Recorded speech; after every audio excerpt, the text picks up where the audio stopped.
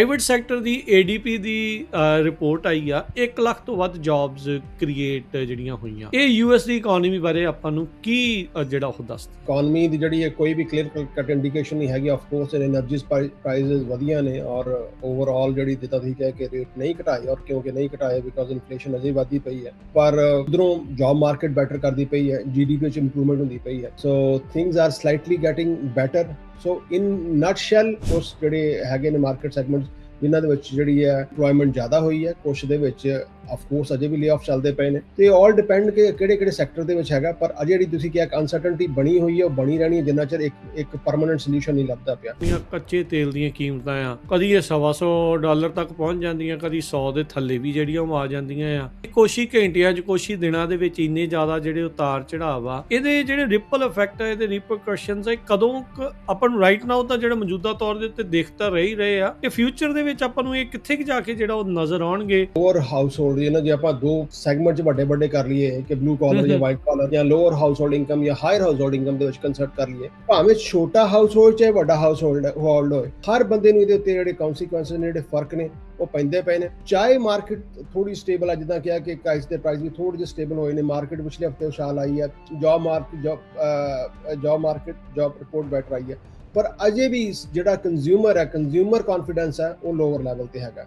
ਸੋ overall ਜੇ ਆਪਾਂ ਕਹੀਏ ਕਿ ਲੌਂਗ ਟਰਮ ਜਿਹੜਾ ਇਹਦੇ ਇੰਪੈਕਟ ਪੈਣੇ ਨੇ, ਆਫ ਕੋਰਸ ਜਿੰਨਾ ਚਿਰ ਕੰਜ਼ਿਊਮਰ ਕੌਨਫੀਡੈਂਸ ਦੁਬਾਰਾ ਲੋਕਾਂ ਦੇ ਵਿੱਚ ਨਹੀਂ ਆਉਂਦਾ, ਔਰ ਉਹ ਤਦ ਤੱਕ ਨਹੀਂ ਆਉਣਾ ਜਦ ਤੱਕ ਆਇਲ ਦੀਆਂ ਪ੍ਰਾਈਸ ਜਿਹੜੀਆਂ ਸਟੇਬਲ ਨਹੀਂ ਹੋ ਜਾਂਦੀਆਂ। ਰੀਅਲ ਸਟੇਟ ਦੀ ਜੇ ਗੱਲ ਕਰ ਲਈਏ ਤਾਂ ਇਸ ਟਾਈਮ ਜਿਹੜੀ house sales that's a lowest since 1995, ਪਿਛਲੇ ਤਕਰੀਬਨ 31 ਸਾਲਾਂ ਦੇ ਵਿੱਚ ਸਭ ਤੋਂ ਲੋਐਸਟ ਲੈਵਲ ਤੇ ਘਰ ਸੇਲਸ ਕਰਦੇ ਵਿਕ ਰਹੇ ਆ। ਐਗਜ਼ੈਕਟਲੀ ਰੀਫਾਈਨੈਂਸ ਜਿਹੜੀ ਹੈ 42% ਜਿਹੜੀਆਂ ਘੱਟ ਹੋ ਗਈਆਂ ਨੇ। So it's lowest since August of 2025 ਚਾਹੇ ਰੀਫਾਈਨੈਂਸ ਹੈ। ਸੋ ਓਵਰਆਲ ਜਿਹੜਾ ਤੁਹਾਡਾ ਜੇ ਘਰਾਂ ਦੀ ਪ੍ਰਾਈਸਸ ਨਹੀਂ ਕਰਦੀ ਪਈਆਂ, ਕਿਉਂਕਿ ਜਨਰਲੀ ਕੁਐਸਚਨ ਆਉਂਦਾ ਕਿ ਜਹਾਂ ਈਵਨ ਦੋ ਘਰਾਂ ਦੀ ਪ੍ਰਾਈਸਾਂ ਘਟਦੀਆਂ ਨੇ ਕਿਉਂਕਿ ਈਵਨ ਦੋ ਰੇਟਸ ਵੀ ਇੰਨੇ ਹਾਈ ਨੇ। ਪ੍ਰੋਬਲਮ ਇਹੀ ਹੈ ਕਿਉਂਕਿ ਜਿਹੜੇ ਸੁਪਰ ਲੋ ਇੰਟਰਸਟ ਰੇਟ ਤੇ ਬੈਠੇ ਹੋਏ ਨੇ ਐਗਜ਼ੈਕਟਲੀ ਉਹ ਕਰਦੇ ਨਹੀਂ ਪਏ, ਉਹ ਘਰ ਸੈਲ ਨਹੀਂ ਕਰਦੇ ਪਏ। ਰੀਸੈਂਟਲੀ ਆਪਾਂ ਦੇਖਿਆ ਸੀਗਾ ਵੀ ਸੁਪਰੀਮ ਕੋਰਟ ਨੇ ਜਿਹੜੇ ਟੈਰਿਫ ਲਾਏ ਸੀਗੇ, ਟਰੰਪ ਟੈਰਿਫ ਸੀਗੇ, ਉਹਨਾਂ ਨੂੰ ਅਨਕਨਸਟੀਟਿਊਸ਼ਨਲ ਕਰਾਰ ਦਿੱਤਾ। $160 ਬਿਲੀਅਨ ਇਹਨਾਂ ਨੇ ਉਹਨਾਂ ਟੈਰਿਫਸ ਦੇ ਵਿੱਚ ਕਮਾਇਆ ਤੇ ਹੁਣ ਉਹ ਕਹਿੰਦੇ ਵੀ ਉਹ ਵਾਪਸ ਕਰਨਾ ਆ। ਤੋ 35 ਮਿਲੀਅਨ ਤੋਂ ਵੱਧ ਅਜਿਹੇ ਕਾਰੋਬਾਰ ਨੇ ਜੋ ਇੰਤਜ਼ਾਰ ਕਰ ਰਹੇ ਆ ਵੀ ਸਾਨੂੰ ਪਤਾ ਨਹੀਂ ਇਹ ਟੈਰਿਫ ਦੀ ਵਾਪਸੀ ਜਿਹੜੀ ਉਹ ਕਦੋਂ ਜਿਹੜੀ ਹੋਊਗੀ। ਇਹਨਾਂ ਨੇ ਪੋਰਟਲ ਵਗੈਰਾ ਸ਼ੁਰੂ ਕਰਨਾ ਸੀ, ਆਈ ਐਮ ਨਾਟ ਸ਼ੋਰ, ਮੈਂ ਦੇਖਿਆ ਨਹੀਂ ਅਜੇ। ਜੇ ਤੁਸੀਂ ਦੇਖਿਆ ਤਾਂ ਜ਼ਰੂਰ ਦੱਸਿਓ ਵੀ ਉਹ ਚੱਲ ਪਿਆ ਆ ਤੇ ਕੀ ਇਹਨਾਂ ਬਿਜ਼ਨੈਸਸ ਨੂੰ ਕੁਝ ਮਿਲਣਾ ਵਾਪਸ ਸ਼ੁਰੂ ਹੋਇਆ। ਮੈਨੇ ਕੋਈ ਪੋਰਟਲ ਮੈਂ ਵੀ ਕੋਈ ਨਹੀਂ ਦੇਖਿਆ। ਅੱਛਾ, ਹੁਣ ਸਪਿਰਿਟ 에ਅਰਲਾਈਨਸ ਦੇ ਘਰ ਜਿਹੜੀ ਬੰਦ ਹੋਈ ਆ, $500 ਮਿਲੀਅਨ ਇਹ ਕਹਿੰਦੇ ਸੀਗੇ ਵੀ ਦੇਣਾ ਆ, ਪਰ ਜਿਹੜੇ ਬੌਂਡ ਹੋਲਡਰ ਸੀਗੇ ਉਹ ਕਹਿੰਦੇ ਵੀ ਅਸੀਂ ਨਹੀਂ ਜਿਹੜਾ ਉਹ ਲੈਣਾ, ਹੁਣ ਉਹ ਲਿਕੁਇਡੇਟ ਕਰਨ ਲੱਗੇ ਆ। ਅਕਸਰ ਸਪਿਰਿਟ 에ਅਰਲਾਈਨਸ ਨੂੰ ਦੇਖਿਆ ਜਾਂਦਾ ਸੀਗਾ ਵੀ ਜਿਹੜੇ ਲੋਅਰ ਮਿਡਲ ਕਲਾਸ ਜਾਂ ਮਿਡਲ ਕਲਾਸ ਵਾਲੇ ਲੋਕ ਆ, ਉਹਨਾਂ ਦੀ ਇੱਕ 에ਅਰਲਾਈਨ ਦੇ ਤੌਰ ਦੇ ਉੱਤੇ ਦੇਖਿਆ ਜਾਂਦਾ ਸੀ। 17-18 ਹਜ਼ਾਰ ਲੋਕ ਜਿਹੜੇ ਉਹ ਸਿੱਧੇ ਨੌਕਰੀ ਤੋਂ ਬਾਹਰ ਹੋ ਗਏ ਆ ਇਹ ਸਾਰੀਆਂ ਚੀਜ਼ਾਂ ਦੇ ਵਿੱਚ। ਸੋ ਇਹ ਸਿਚੁਏਸ਼ਨ ਕੀ ਦੱਸਦੀ ਆ? Is this just one of situation ਇੱਕ ਵੱਡੀ ਕੰਪਨੀ ਦੀ, ਜਾਂ ਇਹ ਕੁਝ ਹੋਰ ਵੀ ਆਪਾਂ ਨੂੰ ਇਸ਼ਾਰਾ ਕਰ ਰਹੀ ਹੈ? Punjabi radio USA, Punjabi TV USA ਦੇ ਉੱਤੇ ਆਪ ਸਭ ਦਾ ਸਵਾਗਤ ਹੈ। ਮੈਂ ਰਾਜਕਨਵੀਰ ਸਿੰਘ, ਜੁੜ ਚੁੱਕੇ ਨੇ ਮੇਰੇ ਨਾਲ ਪ੍ਰੋਗਰਾਮ ਦਾ ਮਾਰਕੀਟ ਪਲਸ ਦੇ ਵਿੱਚ ਨਿਰਮਲ ਸਿੰਘ ਮਾਨ ਜੀ। ਨਿਰਮਲ ਮਾਨ ਜੀ, ਆਇਆਂ ਨੂੰ ਸਵਾਗਤ ਹੈ। ਸਤਿ ਸ਼੍ਰੀ ਅਕਾਲ ਜੀ। ਸਤਿ ਸ਼੍ਰੀ ਅਕਾਲ ਰਾਜਕਰਨ, ਤੁਹਾਡਾ ਤੇ ਤੁਹਾਡੇ ਸੁਣਨ ਵਾਲੇ ਸਾਰਿਆਂ ਨੂੰ ਬਹੁਤ ਪਿਆਰ ਸਤਿ ਸ਼੍ਰੀ ਅਕਾਲ ਤੇ thanks for having me. Market plus ਦੇ ਵਿੱਚ US ਦੀ ਇਕਨੋਮੀ ਦੇ ਬਾਰੇ ਆਪਾਂ ਅਕਸਰ ਗੱਲਬਾਤ ਕਰਦੇ ਹਾਂ। ਜਿਹੜੀ ਵੀ ਚੀਜ਼ਾਂ US ਇਕਨੋਮੀ ਦੇ ਨਾਲ ਜੁੜੀਆਂ ਆ, ਕੀ ਹੋ ਰਿਹਾ ਆ, ਉੱਤੇ ਨੂੰ ਜਾ ਰਹੀ ਆ, ਉੱਥੇ ਸਟੈਗਨੈਂਟ ਆ ਜਾਂ ਕੋਈ ਝਟਕਾ ਲੱਗ ਰਿਹਾ ਆ, ਉਸ ਦੇ ਬਾਰੇ ਜਿਹੜੀਆਂ ਆਪਾਂ ਅਕਸਰ ਜਿਹੜੀਆਂ ਚਰਚਾਵਾਂ ਕਰਦੇ ਹਾਂ। ਮੇਨ ਸਟਰੀਟ ਆ, ਚਾਹੇ ਵਾਲ ਸਟਰੀਟ ਆ, ਚਾਹੇ ਟੈਰਿਫ ਆ, ਤੇ ਬਾਕੀ ਜਿਹੜੀਆਂ ਗੱਲਾਂ ਜੋ ਸਿਚੁਏਸ਼ਨ ਲੇਬਰ ਮਾਰਕੀਟ ਨੂੰ ਲੈ ਕੇ ਵੀ ਬਣ ਰਹੀ ਹੁੰਦੀ ਆ, ਉਹਦੀਆਂ ਸਾਰੀਆਂ ਚੀਜ਼ਾਂ ਜਿਹੜੀਆਂ ਆਪਾਂ ਇਸ ਟਾਈਮ ਗੱਲ ਕਰਦੇ ਹਾਂ। ਨਿਰਮਲ ਜੀ, ਸ਼ੁਰੂਆਤ ਕਰਦੇ ਹਾਂ। ਕੁਛ ਕੁ ਜਿਹੜੀਆਂ ਚੀਜ਼ਾਂ ਜਿਹੜੀਆਂ ਆਪਾਂ ਨੂੰ ਪਤਾ ਵੀ ਵਾਰ ਦੀ ਸਿਚੁਏਸ਼ਨ ਅਜੇ ਤੱਕ ਜਿਉਂਦੀ ਤਿਉਂ ਆ, ਅਜੇ ਸਮਝੌਤਾ ਹੋਇਆ ਨਹੀਂ। ਅਨਲੈਸ ਆਪਣੇ ਗੱਲ ਕਰਦੇ ਹੋ ਜਾਵੇ ਤਾਂ ਉਹ ਆਪਾਂ ਕਹਿ ਨਹੀਂ ਸਕਦੇ। ਬਾਕੀ US ਦੀ ਇਕਨੋਮੀ ਇਸ ਟਾਈਮ ਮੋੜ ਦੇ ਵਿੱਚੋਂ ਲੰਘ ਰਹੀ ਆ। ਇੱਕ ਪਿਵਟ ਜਿਹੜਾ ਉਹ ਆਇਆ ਪਿਆ ਆ, ਵੱਖ ਜਿਹੜੀ ਦਿਸ਼ਾ ਆ ਉਸ ਦੀ ਬਦਲ ਰਹੀ ਆ। ਆਇਲ ਦਾ ਜਿਹੜਾ ਸ਼ੌਕ ਆ ਉਹ ਤਾਂ ਹੋਇਆ ਹੀ ਹੋਇਆ ਆ, ਉਸ ਦੇ ਨਾਲ ਇੰਟਰਸਟ ਰੇਟ ਜਿਉਂਦੇ ਤਿਉਂ ਨੇ, ਉਹ ਘਟੇ ਨਹੀਂ, ਚਾਹੇ ਰਾਸ਼ਟਰਪਤੀ ਕਾਫੀ ਦਬਾਅ ਜਿਹੜਾ ਉਹ ਪਾ ਰਹੇ ਸੀਗੇ। ਪ੍ਰਾਈਵੇਟ ਸੈਕਟਰ ਦੀ ADP ਦੀ ਰਿਪੋਰਟ ਆਈ ਆ 1 ਲੱਖ ਤੋਂ ਵੱਧ ਜੌਬਸ ਕ੍ਰੀਏਟ ਜਿਹੜੀਆਂ ਹੋਈਆਂ। ਇਹ US ਦੀ ਇਕਨੋਮੀ ਬਾਰੇ ਆਪਾਂ ਨੂੰ ਕੀ ਜਿਹੜਾ ਉਹ ਦੱਸਦੀ ਆ? ਐਗਜ਼ੈਕਟਲੀ ਜਿੱਦਾਂ ਰਾਜਕਰਨ ਤੁਸੀਂ ਕਿਹਾ ਕਿ ਪਿਵਟ ਹੈ ਇਕੋਨਮੀ ਦੀ ਜਿਹੜੀ ਹੈ ਕੋਈ ਵੀ ਕਲੀਅਰ ਕੱਟ ਇੰਡੀਕੇਸ਼ਨ ਨਹੀਂ ਹੈਗੀ ਆਫ ਕੋਰਸ એનર્ਜੀਜ਼ ਪ੍ਰਾਈਸਿਸ ਵਧੀਆ ਨੇ ਔਰ ਓਵਰਆਲ ਜਿਹੜੀ ਜਿੱਦਾਂ ਤੁਸੀਂ ਕਿਹਾ ਕਿ ਰੇਟ ਨਹੀਂ ਘਟਾਏ ਔਰ ਕਿਉਂਕਿ ਨਹੀਂ ਘਟਾਏ ਬਿਕਾਜ਼ ਇਨਫਲੇਸ਼ਨ ਅਜੇ ਵਧਦੀ ਪਈ ਹੈ ਪਰ ਉਧਰੋਂ ਜੌਬ ਮਾਰਕੀਟ ਬੈਟਰ ਕਰਦੀ ਪਈ ਹੈ ਜੀਡੀਪੀ ਵਿੱਚ ਇੰਪਰੂਵਮੈਂਟ ਹੁੰਦੀ ਪਈ ਹੈ so things are slightly getting better so in nutshell ਜੇ ਮੈਂ ਤਾਂ ਇਹੀ ਕਹਿੰਦਾ ਨਾ overall from a personal perspective ਜੇ ਤੁਹਾਡੀ ਘਰ ਦੀ ਇਕੋਨਮੀ ਠੀਕ ਹੈ this is good for you right now ਜਿਹੜਾ ਬੰਦਾ ਜਿਹੜੀ ਜੌਬ 'ਚ ਹੈਗਾ ਜੀ ਜੌਬ 'ਚ ਹੈਗਾ ਤਾਂ this is it's okay right now it's little stable than it was last month ਤੇ ਓਵਰਆਲ ਜਿਹੜੀ ਕੁਝ ਸੈਗਮੈਂਟ ਨੇ ਕੁਝ ਜਿਹੜੇ ਹੈਗੇ ਨੇ ਮਾਰਕੀਟ ਸੈਗਮੈਂਟ ਜਿਨ੍ਹਾਂ ਦੇ ਵਿੱਚ ਜਿਹੜੀ ਹੈ ਉਹ ਇੰਪਲੋਇਮੈਂਟ ਜ਼ਿਆਦਾ ਹੋਈ ਹੈ ਕੁਛ ਦੇ ਵਿੱਚ ਆਫਕੋਰਸ ਅਜੇ ਵੀ ਲੇ ਆਫ ਚੱਲਦੇ ਪਏ ਨੇ ਤੇ ਆਲ ਡਿਪੈਂਡ ਕਿ ਕਿਹੜੇ ਕਿਹੜੇ ਸੈਕਟਰ ਦੇ ਵਿੱਚ ਹੈਗਾ ਪਰ ਅਜੇ ਜਿਹੜੀ ਤੁਸੀਂ ਕਿਹਾ ਅਨਸਰਟਨਟੀ ਬਣੀ ਹੋਈ ਹੈ ਉਹ ਬਣੀ ਰਹਿਣੀ ਹੈ ਜਿੰਨਾ ਚਿਰ ਇੱਕ ਪਰਮਾਨੈਂਟ ਸੋਲੂਸ਼ਨ ਨਹੀਂ ਲੱਭਦਾ ਪਿਆ ਐਵਰੀ ਵੀਕ ਜਦੋਂ ਪਿਛਲੇ ਹਫਤੇ ਤੋਂ ਚਲੋ ਇੱਕ ਤਰ੍ਹਾਂ ਦੀ ਜਿਹੜੀ ਹੈ ਇੱਕ ਟੈਂਪਰੇਰੀ ਸੀਜ਼ਫਾਇਰ ਚੱਲਦੀ ਪਈ ਹੈ ਔਰ ਜਿਹੜੀ ਹੋਪ ਬਣੀ ਹੈ ਕਿ ਪਾਕਿਸਤਾਨ ਕਿਤੇ ਨਾ ਕਿਤੇ ਇਹ ਜਿਹੜੀ ਹੈ ਸੀਜ਼ਫਾਇਰ ਨੂੰ ਪਰਮਾਨੈਂਟ ਜਿਹੜੀ ਵਾਰ ਐਂਡ ਕਰਾਉਣ 'ਚ ਕਿਤੇ ਕਾਮਯਾਬ ਹੋ ਜਾਂਦਾ ਉਹ ਉਮੀਦ ਦੇ ਨਾਲ ਜਿਹੜੀ ਮਾਰਕੀਟ ਦੇ ਵਿੱਚ ਕਾਫੀ ਪੋਜ਼ਿਟਿਵ ਉਛਾਲ ਵੇਖਣ ਨੂੰ ਮਿਲੇ ਪਿਛਲੇ ਹਫ਼ਤਿਆਂ ਦੇ ਵਿੱਚ ਸੋ ਆਈ ਥਿੰਕ ਇਹ ਸਾਰੀ ਚੀਜ਼ਾਂ ਮਿਕਸ ਨੇ ਕਿਤੇ ਥੋੜੀ ਜੀ ਐਂਜ਼ਾਈਟੀ ਵੀ ਹੈਗੀ ਔਰ ਕਿਤੇ ਥੋੜੀ ਜੀ ਹੋਪ ਵੀ ਹੈਗੀ ਆ so we don't know that is the part of the package unfortunately the entire world is in ਕਿ ਸਾਨੂੰ ਨਹੀਂ ਪਤਾ ਅੱਜ ਕੀ ਹੋਣਾ ਕੱਲ ਕੀ ਹੋਣਾ ਉਹ ਚੱਕਰ ਦੇ ਵਿੱਚ ਚੀਜ਼ਾਂ ਥੋੜੀਆਂ ਜਿਹੀਆਂ ਚੰਗੀਆਂ ਵੀ ਨੇ ਮਾੜੀਆਂ ਵੀ ਨੇ ਪਰ overall it's not as good as it used to be so ਜਿਹੜੀ ਕਹਿ ਸਕਦੇ ਹਾਂ ਵੀ ਹੈ ਨਹੀਂ ਆ ਵੀ ਅਨਸਰਟਨਿਟੀ ਆ ਖਾਸ ਕਰਕੇ ਜਿਹੜੀਆਂ ਕੱਚੇ ਤੇਲ ਦੀਆਂ ਕੀਮਤਾਂ ਆ ਕਦੀ ਇਹ $125 ਤੱਕ ਪਹੁੰਚ ਜਾਂਦੀਆਂ ਕਦੀ 100 ਦੇ ਥੱਲੇ ਵੀ ਜਿਹੜੀਆਂ ਉਹ ਆ ਜਾਂਦੀਆਂ ਆ ਇਹ ਕੁਛ ਹੀ ਘੰਟਿਆਂ 'ਚ ਕੁਛ ਹੀ ਦਿਨਾਂ ਦੇ ਵਿੱਚ ਇੰਨੇ ਜ਼ਿਆਦਾ ਜਿਹੜੇ ਉਤਾਰ ਚੜਾਵ ਆ ਇਹਦੇ ਜਿਹੜੇ ਰਿਪਲ ਇਫੈਕਟ ਆ ਇਹਦੇ ਰਿਪਰਕਸ਼ਨਸ ਆ ਇਹ ਕਦੋਂ ਆਪਾਂ ਨੂੰ ਰਾਈਟ ਨਾਓ ਤਾਂ ਜਿਹੜਾ ਮੌਜੂਦਾ ਤੌਰ ਦੇ ਉੱਤੇ ਦਿਖ ਤਾਂ ਰਹੇ ਹੀ ਰਹੇ ਆ ਇਹ ਫਿਊਚਰ ਦੇ ਵਿੱਚ ਆਪਾਂ ਨੂੰ ਇਹ ਕਿੱਥੇ ਕੁ ਜਾ ਕੇ ਜਿਹੜਾ ਉਹ ਨਜ਼ਰ ਆਉਣਗੇ ਜਿੰਨਾ ਤੇਲ ਉੱਥੇ ਰੁਕਿਆ ਪਿਆ ਆ ਵਿੱਚ ਹੀ ਆਪਰੇਸ਼ਨ ਫਰੀडम ਆਉਂਦਾ ਵਿੱਚ ਹੀ ਉਹ ਬੰਦ ਹੋ ਜਾਂਦਾ ਸੋ ਇਹ ਸਾਰੀਆਂ ਚੀਜ਼ਾਂ ਦਾ ਜਿਹੜੀ ਸਪਲਾਈ ਚੇਨ ਦੇ ਉੱਤੇ ਇਸ ਟਾਈਮ ਚੋਟ ਲੱਗੀ ਆ ਸੱਟ ਲੱਗੀ ਆ ਇਹਦਾ ਆਪਾਂ ਨੂੰ ਰਿਪਲ ਇਫੈਕਟ ਨਜ਼ਰ ਆ ਰਹੇ ਆ ਜਾਂ ਅਜੇ ਨਜ਼ਰ ਆਉਣਗੇ ਬਿਲਕੁਲ ਜੀ ਨਜ਼ਰ ਆ ਰਿਹਾ ਜੇ ਆਪਾਂ ਇਸ ਟਾਈਮ ਗੱਲ ਕਰੀਏ ਲੋਅਰ ਹਾਊਸ ਹੋਲਡ ਦੀ ਨਾ ਜੇ ਆਪਾਂ ਦੋ ਸੈਗਮੈਂਟ 'ਚ ਵੱਡੇ ਵੱਡੇ ਕਰ ਲਈਏ ਕਿ ਬਲੂ ਕਾਲਰ ਜਾਂ ਵਾਈਟ ਕਾਲਰ ਜਾਂ ਲੋਅਰ ਹਾਊਸ ਹੋਲਡ ਇਨਕਮ ਜਾਂ ਹਾਇਰ ਹਾਊਸ ਹੋਲਡ ਇਨਕਮ ਦੇ ਵਿੱਚ ਕੰਸਰਟ ਕਰ ਲਈਏ ਸੋ ਜਿਹੜਾ ਵੱਡਾ ਇੰਪੈਕਟ ਹੈ ਜੇ ਆਪਾਂ ਲੋਅਰ ਹਾਊਸ ਹੋਲਡ ਦੀ ਗੱਲ ਕਰੀਏ ਜਿਹੜਾ ਤਕਰੀਬਨ ਇਸ ਟਾਈਮ 40,000 ਜਾਂ ਉਸ ਤੋਂ ਘੱਟ ਕਮਾ ਰਿਹਾ ਜਿਹਨੂੰ ਆਪਾਂ ਲੋਅਰ ਇਨਕਮ ਹਾਊਸ ਹੋਲਡ ਕਹਿੰਦੇ ਆ ਸੋ ਉਹਨਾਂ ਦੇ ਵਿੱਚ ਜਿਹੜੀ ਹੈ ਉਹਨਾਂ ਦੀ ਜਿਹੜੀ ਹੈ ਉਹਨਾਂ ਦੇ ਵਿੱਚ ਜਿਹੜੀ ਟੋਟਲ ਸਪੈਂਡਿੰਗ ਉਹਨਾਂ ਦੀ ਜਿਹੜੀ ਹੈ ਉਹਨਾਂ ਨੇ ਘਟਾਈ ਕੋਸ਼ਿਸ਼ ਕੀਤੀ ਜਿਹੜੀ ਆਲਮੋਸਟ 12% ਘੱਟ ਕੀਤੀ ਹੈ because the main reason is still the gas price ਜਿਹੜੇ ਹਾਇਰ ਜਿਹੜੇ 40,000 ਤੋਂ ਵੱਧ ਕਮਾਉਂਦੇ ਨੇ ਉਹਨਾਂ ਨੂੰ ਹਾਈ ਇਨਕਮ ਹਾਊਸ ਹੋਲਡ ਕਹਿੰਦੇ ਨੇ ਐਕਚੁਅਲੀ 40,000 ਕਾਫੀ ਜ਼ਿਆਦਾ ਨਹੀਂ ਹੁੰਦਾ ਪਰ ਚਲੋ ਜੋ ਵੀ ਗਾਈਡਲਾਈਨਸ ਨੇ ਗਵਰਨਮੈਂਟ ਦੀਆਂ ਤੇ 40,000 ਤੋਂ ਜਿਹੜੀ ਉਹਨਾਂ ਦੇ ਆਰ ਕਟਿੰਗ ਦੇ ਕੰਜ਼ੰਪਸ਼ਨ ਬਾਈ 7% ਤੇ ਸੌਰੀ ਬਾਈ 1% 7% ਤੇ 1% ਤੋਂ ਭਾਵੇਂ ਛੋਟਾ ਹਾਊਸ ਹੋਲਡ ਚਾਹੇ ਵੱਡਾ ਹਾਊਸ ਹੋਲਡ ਹੋਏ ਹਰ ਬੰਦੇ ਨੂੰ ਇਹਦੇ ਉੱਤੇ ਜਿਹੜੇ ਕੌਨਸੀਕੁਐਂਸਸ ਨੇ ਜਿਹੜੇ ਫਰਕ ਨੇ ਉਹ ਪੈਂਦੇ ਪਏ ਨੇ ਚਾਹੇ ਮਾਰਕੀਟ ਥੋੜੀ ਸਟੇਬਲ ਆ ਜਿੱਦਾਂ ਕਿਹਾ ਕਿ ਕਾਇਸ ਦੇ ਪ੍ਰਾਈਸ ਵੀ ਥੋੜੇ ਜਿਹੇ ਸਟੇਬਲ ਹੋਏ ਨੇ ਮਾਰਕੀਟ ਪਿਛਲੇ ਹਫਤੇ ਉਛਾਲ ਆਈ ਹੈ ਜੌਬ ਰਿਪੋਰਟ ਬੈਟਰ ਆਈ ਹੈ ਪਰ ਅਜੇ ਵੀ ਜਿਹੜਾ ਕੰਜ਼ਿਊਮਰ ਕੌਨਫੀਡੈਂਸ ਹੈ ਉਹ ਲੋਅਰ ਲੈਵਲ ਤੇ ਹੈਗਾ ਸੋ ਓਵਰਆਲ ਜੇ ਆਪਾਂ ਕਹੀਏ ਕਿ ਲੌਂਗ ਟਰਮ ਜਿਹੜਾ ਇਹਦੇ ਇੰਪੈਕਟ ਪੈਣੇ ਨੇ ਆਫਕੋਰਸ ਜਿੰਨਾ ਚਿਰ ਕੰਜ਼ਿਊਮਰ ਕੌਨਫੀਡੈਂਸ ਦੁਬਾਰਾ ਲੋਕਾਂ ਦੇ ਵਿੱਚ ਨਹੀਂ ਆਉਂਦਾ ਔਰ ਉਹ ਤਦ ਤੱਕ ਨਹੀਂ ਆਉਣਾ ਜਦ ਤੱਕ ਆਇਲ ਦੀਆਂ ਪ੍ਰਾਈਸ ਜਿਹੜੀਆਂ ਸਟੇਬਲ ਨਹੀਂ ਹੋ ਜਾਂਦੀਆਂ so at least for I don't think ਕਿ ਇੱਕ ਦੋ quarter for next several quarters maybe several years ਜਿਹੜੀ even though ਦੇਖੋ ਇੱਕ ਜਿਹੜਾ ਪੋਜ਼ਿਟਿਵ ਇਨਫੋਰਸਮੈਂਟ ਜਿਹੜੀ ਯੂਐਸ ਨੂੰ ਐਜ਼ ਇਕੋਨਮੀ ਹੋਈ ਹੈ ਕਿ ਯੂਐਸ ਹੁਣ ਤੇਲ ਜ਼ਿਆਦਾ ਵੇਚਣ ਲੱਗ ਪਿਆ ਪਰ ਉਹਦੇ ਨਾਲ ਮੇਰੇ ਘਰ 'ਚ ਜਾਂ ਆਮ ਆਦਮੀ ਦੇ ਘਰ ਵਿੱਚ ਕੋਈ ਬਹੁਤਾ ਮੇਜਰ ਫਰਕ ਨਹੀਂ ਪਿਆ ਤੇਲ ਤਾਂ ਬਾਹਰ ਹੀ ਜਾ ਰਿਹਾ ਐਗਜ਼ੈਕਟਲੀ ਸੋ ਕਹਿਣ ਦਾ ਭਾਵ ਕਿ ਜਿੰਨਾ ਚਿਰ ਜਿਹੜੀ ਵਾਰ ਦੀ ਸਿਚੁਏਸ਼ਨ ਸਟੇਬਲ ਨਹੀਂ ਹੁੰਦੀ ਔਰ ਜੇ ਅੱਜ ਵੀ ਹੋ ਜਾਂਦੀ ਹੈ ਤਾਂ ਵੀ ਆਪਾਂ ਕਹਿੰਦੇ ਹਾਂ ਕਿ ਐਟਲੀਸਟ ਅਗਲੇ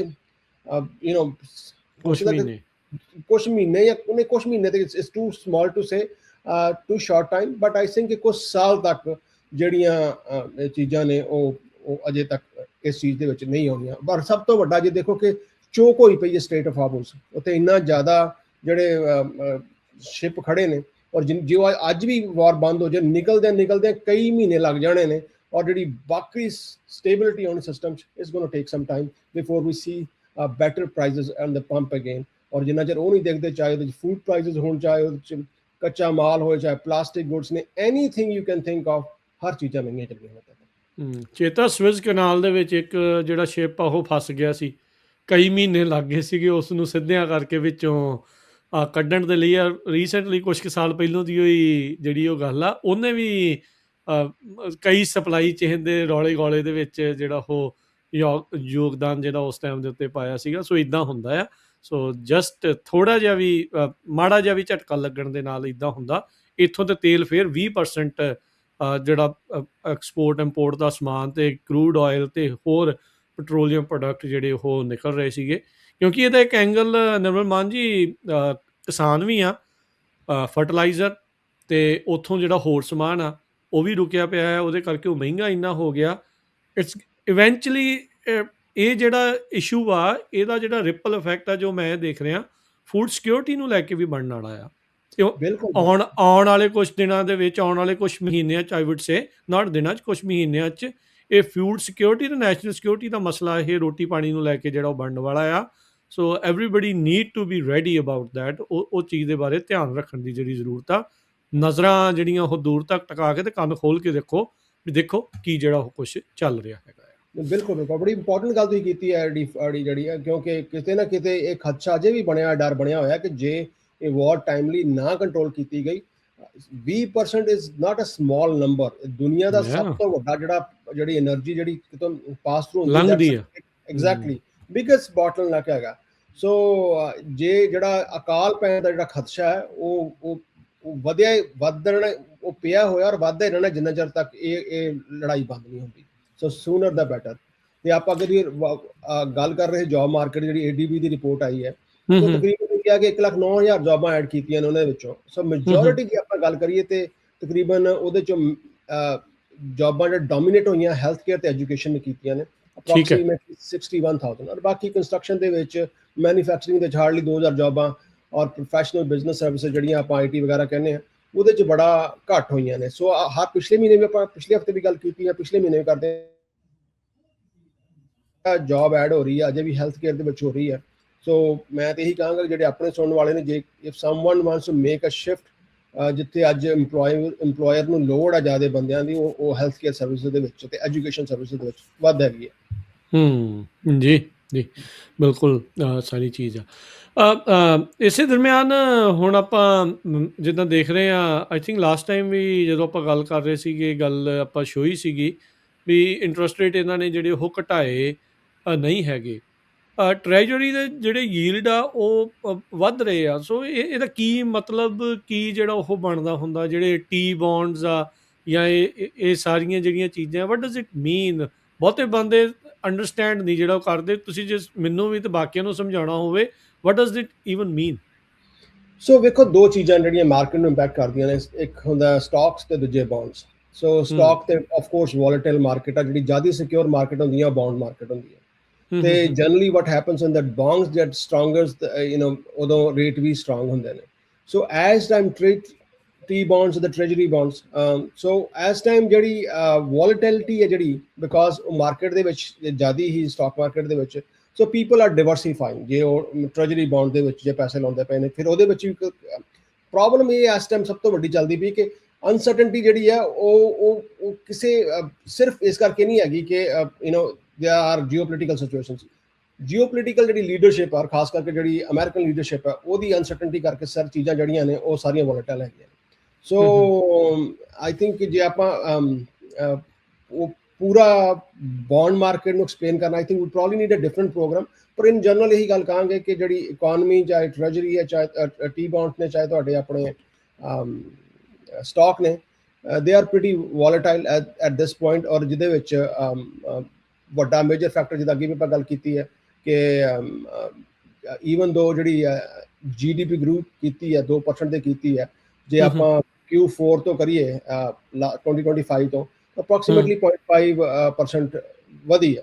ਪਰ ਓਵਰਆਲ ਜੇ ਆਪਾਂ ਪੂਰਾ ਜੇ ਗੱਲ ਕਰੀਏ ਕਿ ਹਾਂ ਠੀਕ ਹੈ, ਗਰੋਥ ਹੈਗੀ ਹੈ, ਜੌਬਸ ਵੀ ਸੇਫ ਹੈਗੀਆਂ ਨੇ, ਪਰ ਜਿਹੜੀ ਰਿਲੀਫ ਲੋਕਾਂ ਨੂੰ ਨਜ਼ਰ ਆਏ, ਚਾਹੇ ਉਹ ਪੇਪਰ ਤੇ ਨਜ਼ਰ ਆਉਂਦੀ ਪਈ ਹੈ, ਅਜੇ ਤੱਕ ਲੋਕਾਂ ਦੇ ਘਰਾਂ ਤੱਕ ਇਕੋਨਮੀ ਦੀ ਜਿਹੜੀ ਈਜ਼ਨੈਸ ਹੈ, ਜਿਹੜਾ ਬੈਨੀਫਿਟ ਹੈ, ਚਾਹੇ ਉਹ ਬਿਜ਼ਨਸ ਲੈਵਲ ਤੇ ਹੋਏ ਚਾਹੇ ਜੌਬ ਲੈਵਲ ਤੇ ਹੋਏ, ਉਹ ਉਸ ਲੈਵਲ ਤੇ ਲੋਕਾਂ ਦੇ ਘਰਾਂ ਤੱਕ ਨਹੀਂ ਪਹੁੰਚਿਆ। ਜੇ ਆਪਾਂ ਟੈਕ ਇੰਡਸਟਰੀ ਦੀ ਗੱਲ ਕਰੀਏ, ਲੋਕਾਂ ਦੀ ਜਿਹੜੀ ਪੇ ਸਟਰਕਚਰ ਸੀ ਜਿਹੜੀ ਉਹ ਮੈਜੋਰਿਟੀ ਉੱਤੇ ਘੱਟ ਹੋਏ, ਐਨੀਵੇਅਰ 30 to 60% ਤਨਖਾਹ ਅੱਜ ਕੱਲ੍ਹ ਘੱਟ ਲੈ ਰਹੇ ਨੇ ਜੇ ਆਪਾਂ ਟੈਕਨੋਲੋਜੀ ਸੈਕਟਰ ਦੇ ਵਿੱਚ ਗੱਲ ਕਰੀਏ।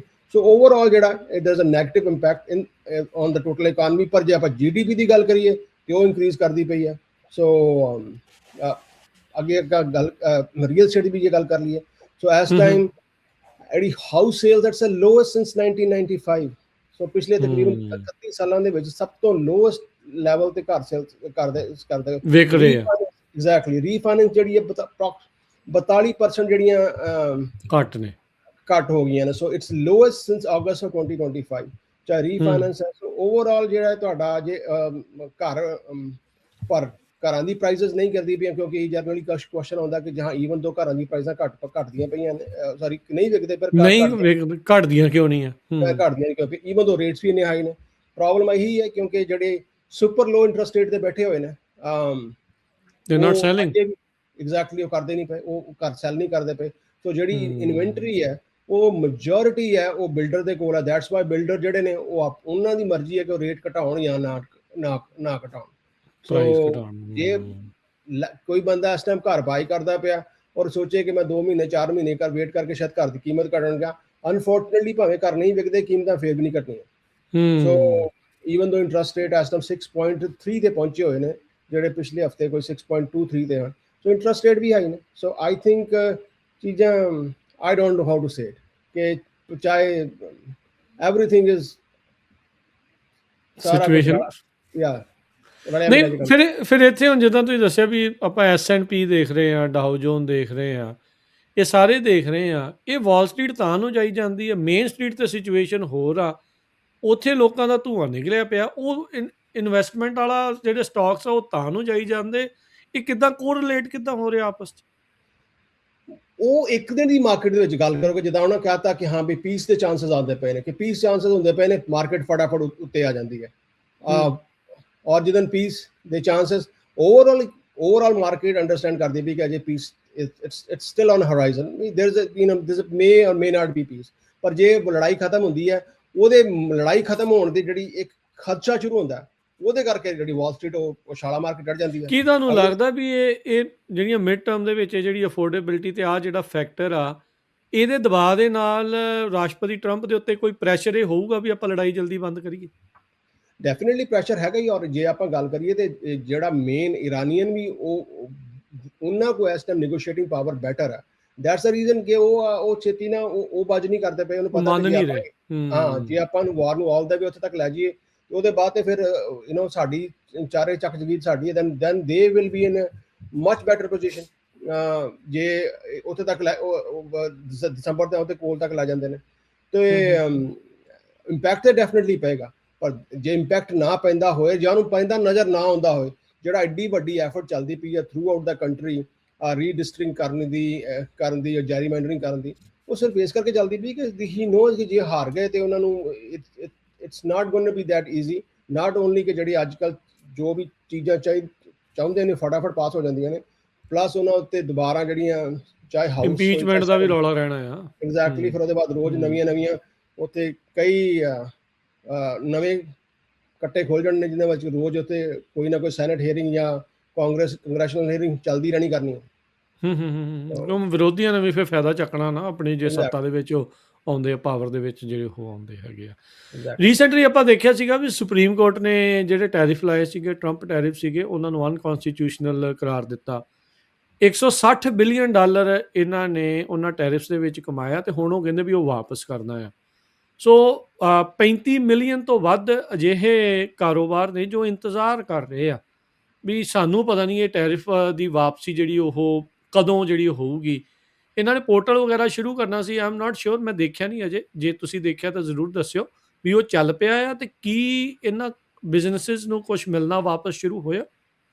ਦੇਖੋ political technically legally they have to give it back, but ਜਿਹੜੇ ਵੀ ਕਦੋਂ ਮੈਨੇ ਪੋਰਟਲ ਮੈਂ ਵੀ ਕੋਈ ਨਹੀਂ ਦੇਖਿਆ ਅਜੇ ਤੱਕ, ਔਰ ਮੈਂ ਅਜੇ ਤੱਕ ਇਹਦੇ ਬਾਰੇ ਕੋਈ ਜ਼ਿਆਦਾ ਇਨਫੋਰਮੇਸ਼ਨ, ਬਿਕਾਜ਼ ਸਿਰਫ ਜਦੋਂ ਦੀ ਹੀਅਰਿੰਗ ਆਈ, ਜਦੋਂ ਦੀ ਹੋਈ ਇਹਨੂੰ ਆਈ ਥਿੰਕ ਮਹੀਨੇ ਤੋਂ ਉੱਤੇ ਹੀ ਹੋ ਗਿਆ, ਜ਼ਿਆਦਾ ਹੋ ਗਿਆ, ਜੀ ਹਾਂਜੀ, ਜੀ ਯਾ ਅਜੇ ਤੱਕ ਉਹਦਾ ਕੋਈ ਵੀ ਹੈ ਨਹੀਂ, ਔਰ ਉਹਦੇ ਬਾਅਦ ਰਾਈਟ ਅਵੇ 10% ਉਹਨਾਂ ਨੇ ਫੇਰ ਟੈਰਿਫ ਲਾ ਦਿੱਤੇ ਨੇ। ਈਵਨ ਦੋ ਤੁਹਾਨੂੰ ਪਤਾ ਕਿ 166 ਬਿਲੀਅਨ ਡਾਲਰ ਵਾਪਸ ਕਰਨਾ ਪੈਣਾ, ਔਰ ਜੇ ਤੁਸੀਂ ਨਵੇਂ ਲਾ ਦਿੰਦੇ ਹੋ ਜਿਹੜੇ ਟੈਕਨੀਕਲੀ ਫਿਰ ਇਲੀਗਲ ਹੈਗੇ ਨੇ, ਔਰ ਉਹ ਬਾਅਦ 'ਚ ਹੀ ਵਾਪਸ ਕਰਨੇ ਪੈਣੇ। ਸੋ ਆਈ ਥਿੰਕ ਕਿਤੇ ਨਾ ਕਿਤੇ ਐਡਮਿਨਿਸਟ੍ਰੇਸ਼ਨ ਨੂੰ ਹੈਗਾ ਕਿ ਜਿੰਨਾ ਵੀ ਡਿਲੇ ਕਰਨਾ, ਜੇ ਆਪਾਂ ਜੇ ਲਾਇਰ ਦੀ ਜੇ ਦੇਖੋ ਇਹ ਜਿਹੜੀ ਜਜਮੈਂਟ ਆਈ ਸੀ, ਸੋ ਇਹ ਆਈ ਸੀ 6-3, 6 ਜੱਜਿਸ ਨੇ ਇਹ ਆਈ ਫਰਵਰੀ ਕਿ 'ਚ ਆਈ ਸੀ, ਹਾਂਜੀ 3 ਦੇ ਹਾਂ ਮੁਕਾਬਲੇ 6 ਨਾਲ ਆਈ ਸੀ। 6 ਨਾ ਆਈ ਸੀ। ਇੱਕ ਤਾਂ ਦੇਖੋ ਐਸੀਆਂ ਜਜਮੈਂਟਸ ਵੀ ਆਈਆਂ ਹੈਗੀਆਂ ਨੇ ਜਿਹਦੇ ਉੱਤੇ 9-9-0 ਆਈ ਸੀ, ਜਿਹੜਾ ਉਹ ਮੰਨਦੇ ਤੇ ਉਹਨੂੰ ਵੀ ਨਹੀਂ।